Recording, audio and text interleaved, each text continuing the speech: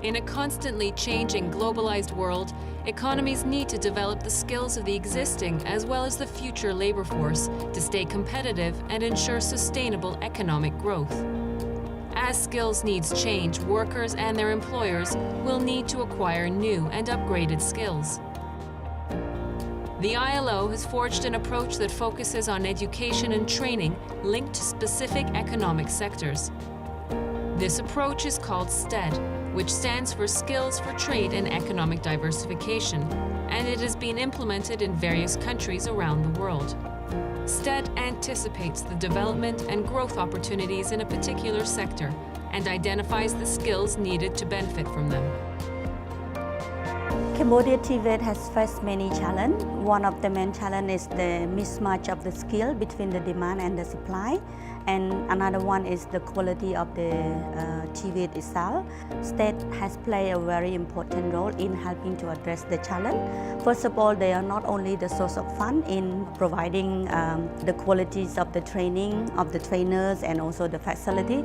The second, STED has provided a platform for the TVET to focus on the specific need of the employer of the market. This is an international program that is implemented by ILO, funded mostly by the Swedish government. STEP project in Cambodia was very timely because Cambodia is now moving away from being a mono-industrial country, so they really are in the process of trying to identify area sectors where they can diversify. When the intervention of the STED project, we have selected two sectors for develop the skill standard. The first sector is we focus on the light manufacturing, and the second sector we focus on the food processing.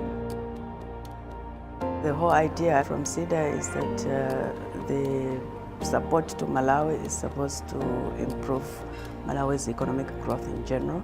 The STED project which we are implementing in Malawi has been such a success. In the first place, we did a research analysis to see the sectors which can have more impact. I think that what made the project successful is that, first of all, we got the request from the Ministry of Industry and Trade after the government of Malawi had developed a national export strategy, and they had identified a number of sectors earmarked for export competitiveness. The uniqueness of the project was that, one, it developed capacity in us as a ministry, in specifically looking at where do we have the impact.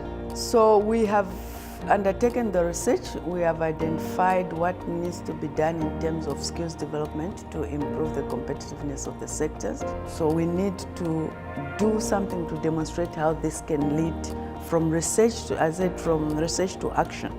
And that action leads to employment creation.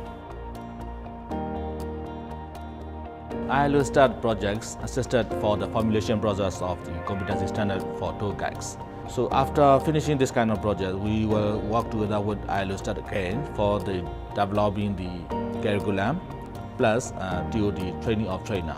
So that will be very helpful for conducting the competency-based training. So ILO STED project will help the leveling of the tour guide competencies. In this way, we have standards and higher level and higher educations and higher knowledge. It will be better for the image of the country.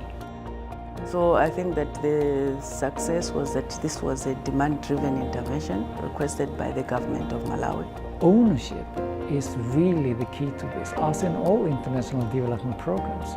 You can put a lot of money into this support, but if there is not local ownership, it will not succeed.